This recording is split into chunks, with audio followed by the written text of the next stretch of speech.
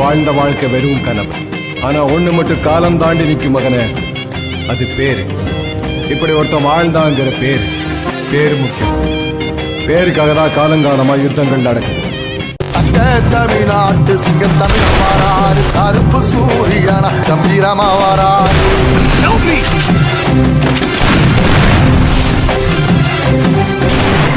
ஏழத்தனங்களுக்கு பங்காளியா வாராரு, வாரி கொடுப்பதிலே வரலாறு வாராரு.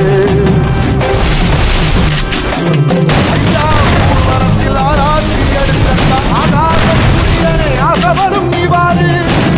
Double takedown. சொன்னா சொன்ன சத்தியமணிப்பாரு,